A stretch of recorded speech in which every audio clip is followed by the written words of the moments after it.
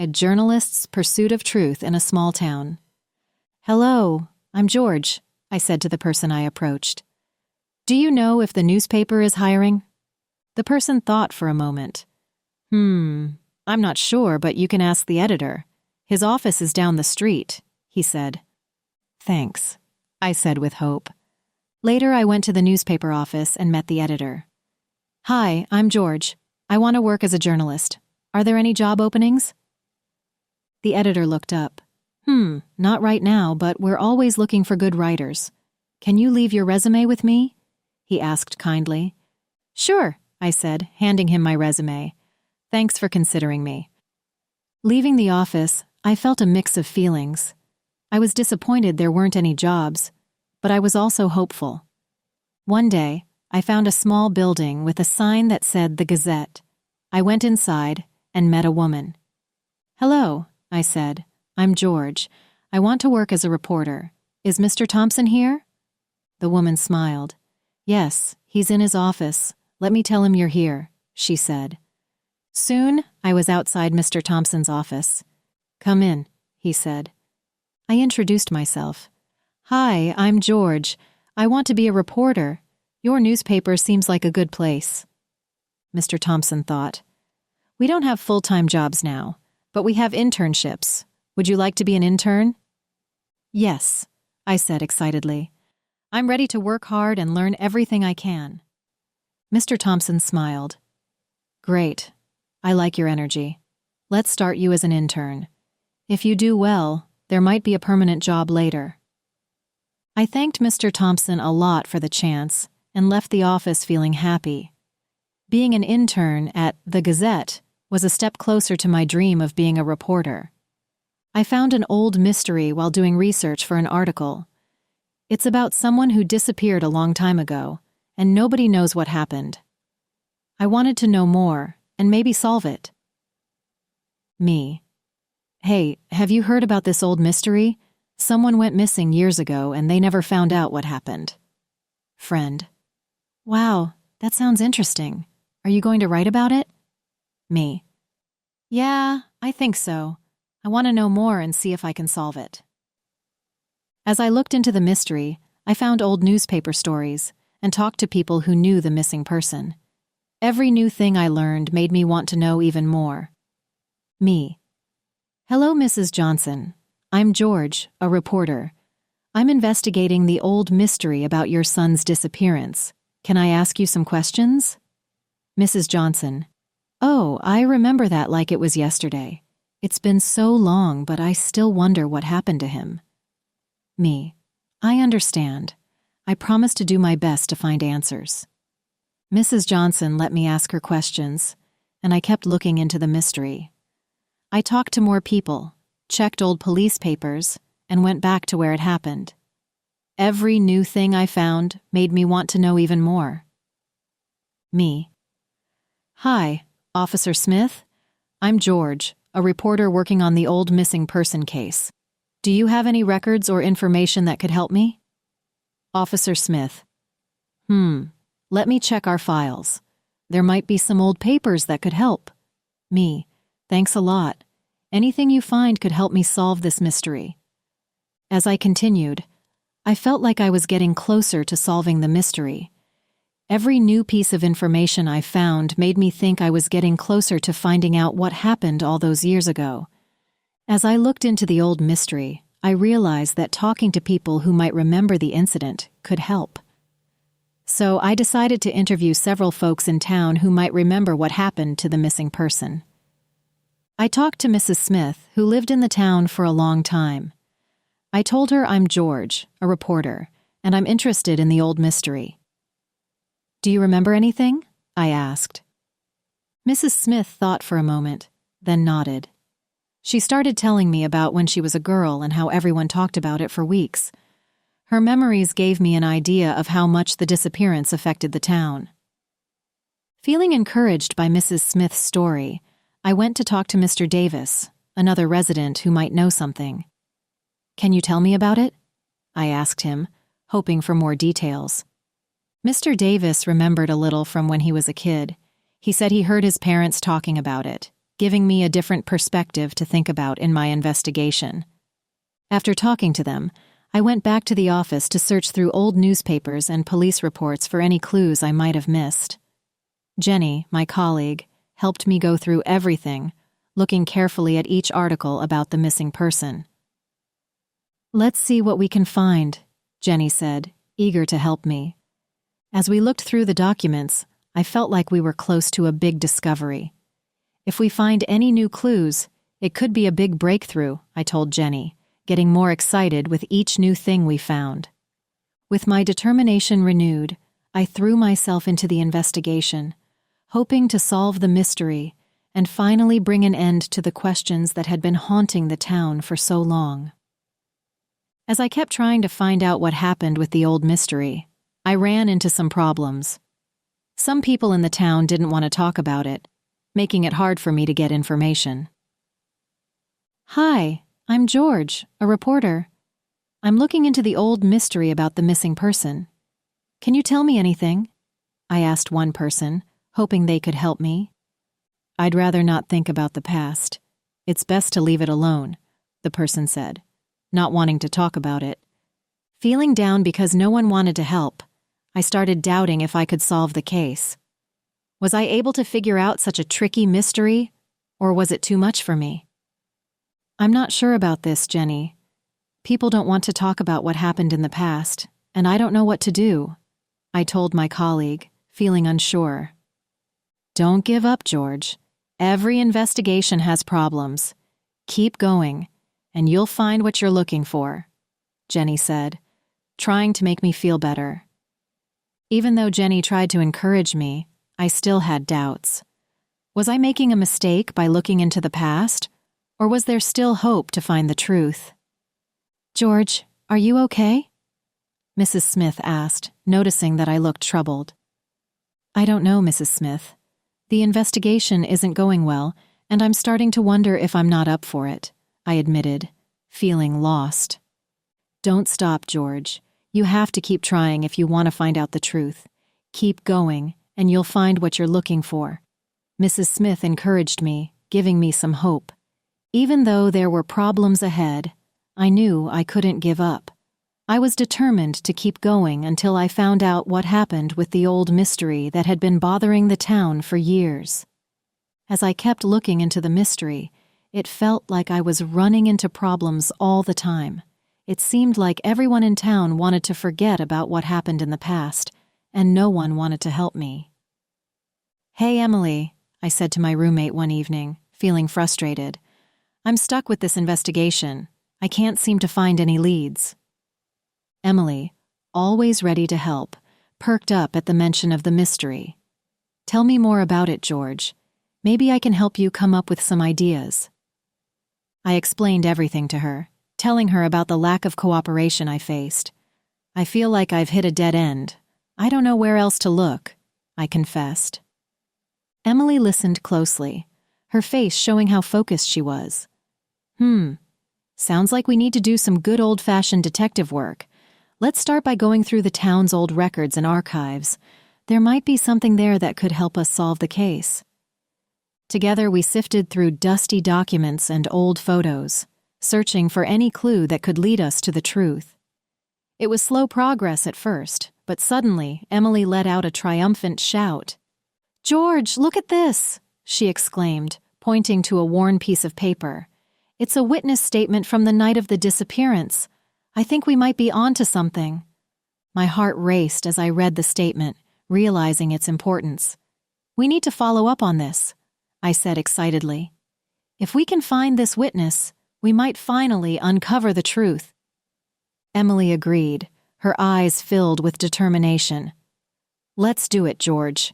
We won't stop until we've found out what happened." Armed with our new evidence, Emily and I set out to find the mysterious witness. It wouldn't be easy, but we were determined to see the investigation through. With Emily's support, I knew we could solve the mystery that had puzzled the town for so long. But as I continued my investigation, it seemed like not everyone was happy about it. Strange things started happening. My apartment door was tampered with, and I received threatening messages from an unknown sender. "George, are you all right?" Emily asked, worried clear in her voice as she noticed the fear in my eyes. "I'm not sure, Emily. Someone doesn't want me digging into this case. I've been getting threats," I admitted, my voice shaking with anxiety. "We have to be careful, George. Whoever's doing this means business," Emily cautioned, her expression serious. Despite the dangers, I refused to let fear stop me. I was determined to finish this investigation, no matter what. "Mr. Thompson, I think I'm onto something important with this investigation, but I'm also facing threats. What should I do?" I asked, seeking advice from my editor. "George, your safety comes first. If you feel threatened, you need to report it to the authorities right away," Mr. Thompson advised. "But I can't just give up on the investigation. There's too much at stake," I insisted, unwilling to back down. "I understand, George. Just be careful. We don't want anything to happen to you," Mr. Thompson said, concern evident in his tone. Despite the warnings, I kept going, determined to uncover the truth. But as the threats increased and the intimidation grew, I began to doubt myself. "Emily, I'm starting to lose faith in myself. Maybe I should drop the investigation and move on," I confessed, feeling defeated. "Don't give up, George. You've come too far to quit now. We'll face this together," Emily encouraged me, her voice filled with determination. With Emily's support, I found the courage to push through my doubts. I knew danger lurked ahead, but I also knew that discovering the truth was worth the risk. Armed with determination, I vowed to confront whatever challenges came my way and see this investigation through to the end. As I dug deeper into the mystery, I realized I needed legal help to tackle the legal side of the investigation. I thought of Sarah, a friend who was a successful lawyer in our town. "Hey, Sarah," I said, reaching out to her. "I need your help with something. Can we meet?" "Sure, George. What's up?" Sarah replied, sounding concerned. "I'm working on a case and I've hit a roadblock. I need your legal expertise to help me move forward," I explained, hoping she'd agree to help. "Of course, I'd be glad to. Let's meet and talk about it," Sarah said, sounding reassuring. As Sarah and I discussed the case, she offered valuable legal insights. With her help, I felt more confident about dealing with the legal aspects of the investigation. "Thanks for your help, Sarah. I appreciate it," I said, feeling grateful. "No problem, George. Just be careful, okay?" "This sounds risky," Sarah cautioned, looking concerned. "I will be, Sarah. I'm determined to find the truth," I assured her, feeling determined. With Sarah's support, I continued my investigation with renewed energy. It wasn't long before I found a crucial piece of evidence that led me to the culprit. "Stop right there!" I confronted the culprit, feeling a mix of anger and determination. "I know what you did, and you're going to face the consequences." The culprit looked surprised as I presented the evidence against them, their guilt clear. I didn't mean for it to happen like this," they stuttered, sounding scared. But I wasn't swayed by their excuses. "You took someone's life, and now you have to face the music," I said firmly, refusing to let them off easy. In a big finale, the truth about the disappearance finally came out, bringing closure to the victim's family and justice for those who were hurt. Standing there after everything unfolded, I felt proud knowing that my hard work had helped solve the mystery. As I finished writing my article about the investigation, I felt really satisfied. Despite the tough times and dangers, I kept going. And now, the truth was out there for everyone to see. "George, this article is amazing," Mr. Thompson, my boss, said excitedly as he read it. "You did an incredible job uncovering what happened." "Thanks, Mr. Thompson. Your praise means a lot," I replied, feeling proud of myself. "You're a great investigative journalist, George. Keep it up," Mr. Thompson said with a smile. After the article came out, people in the community praised me too. They stopped me on the street to say how impressed they were, and I got some emails thanking me for shedding light on the old mystery. George, I read your article, and I'm impressed. Sarah, my friend and legal advisor, told me when we met for coffee. You made a real difference with your work. Thanks, Sarah. I couldn't have done it without your help, I said, truly grateful for her support. As I enjoyed the praise and recognition, I thought about my journey. Journalism wasn't just a job to me. It was my passion. I loved uncovering the truth and making a difference in people's lives. You know, Sarah, I think I found my calling, I confessed. I want to keep doing this, telling stories that matter, revealing the truth. I think that's great, George. You're good at it, Sarah said proudly. With a new sense of purpose, I decided to keep going as a journalist. I knew that with each story I told, I could make a positive impact on the world. So, I set off to uncover new mysteries and share untold stories, feeling determined and excited about the journey ahead. The end. Here are 10 English words, phrases from the story, along with examples from the text and real-life usage to help English learners. 1. Pursuit, noun. The act of chasing or seeking something. Example from the text, a journalist's pursuit of truth in a small town. Real-life usage. He was on a relentless pursuit of success, never giving up until he achieved his goals. 2. Editor, noun. A person who oversees and directs the content of a publication or program. Example from the text. Later, I went to the newspaper office and met the editor. Real-life usage.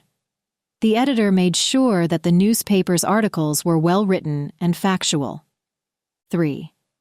Internship, noun. A temporary position in a workplace where a person can gain practical experience. Example from the text.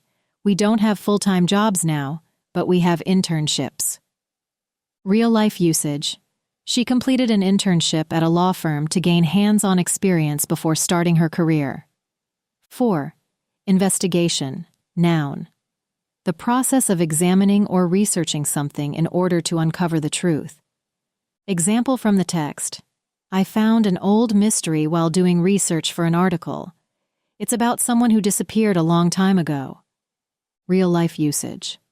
The police launched an investigation into the robbery to find the culprits. 5. Witness, noun. A person who sees or has knowledge of an event, typically a crime or accident. Example from the text. It's a witness statement from the night of the disappearance. Real-life usage. The witness testified in court about what they saw during the accident. 6. Roadblock, noun. An obstacle or barrier that prevents progress or success. Example from the text. I'm stuck with this investigation. I can't seem to find any leads. Real-life usage. Lack of funding was a major roadblock to completing the project on time. 7. Culprit, noun. A person responsible for a crime or wrongdoing. Example from the text. Stop right there. I confronted the culprit. Real-life usage. The police arrested the culprit after gathering enough evidence against them. 8. Consequences, noun. The results or effects of an action or decision. Example from the text. You took someone's life, and now you have to face the consequences. Real-life usage. She was aware of the consequences of not studying for her exams, so she made sure to study diligently. 9. Closure, noun. The feeling of resolution or finality, especially after a difficult or traumatic event. Example from the text. Bringing closure to the victim's family and justice for those who were hurt. Real-life usage. Attending the memorial service helped him find closure after his grandfather's passing. 10. Recognition, noun. Acknowledgement or appreciation for one's achievements or contributions. Example from the text. As I enjoyed the praise and recognition. Real-life usage. She received recognition for her outstanding performance at work, earning her a promotion. From the story, readers can learn several important things. Persistence pays off. The protagonist, George, demonstrates that perseverance is key when faced with challenges. Despite initial setbacks and obstacles, he continues to pursue his passion for journalism and the truth. Seeking help and collaboration. George seeks assistance from various individuals throughout his investigation, such as editors, friends, and legal advisors. This highlights the importance of seeking support and collaborating with others to achieve goals. Facing adversity with courage. George encounters threats and intimidation during his investigation, but he refuses to be deterred. His courage in the face of danger emphasizes the importance of standing firm in the pursuit of justice and truth. Problem-solving skills. Throughout the story, George employs critical thinking and problem-solving skills to unravel the mystery. He gathers evidence, interviews witnesses, and analyzes information to piece together the truth. Making a difference. Ultimately, George's dedication leads to uncovering the truth behind a long-standing mystery, bringing closure to the victim's family and justice for those involved. This highlights the profound impact that individuals can have when they are committed to making a difference. This story is written at an English level A1, which is beginner level, for several reasons. Simple vocabulary. The vocabulary used is basic and easy to understand for beginners. Words like job, internship, mystery, and disappear are commonly used and straightforward. Short sentences. The sentences are short and uncomplicated, making it easier for beginners to follow along without getting lost or confused. Repetition of key ideas. Important concepts, like George's quest for a job and his investigation of the mystery, are repeated throughout the story, reinforcing comprehension for learners. Clear context. The story provides clear context and explanations for events and actions, helping beginners understand the sequence of events and the motivations of the characters. Limited grammar complexity. The grammar structures used are simple, with mostly present tense verbs and basic sentence structures, allowing beginners to grasp the language more easily. Overall, the story is designed to be accessible to English learners at the beginner level, providing them with an engaging narrative while gradually building their language skills. This story and voiceover have been provided by English Made Easy. Learn through stories. Copying or re-uploading is strictly prohibited.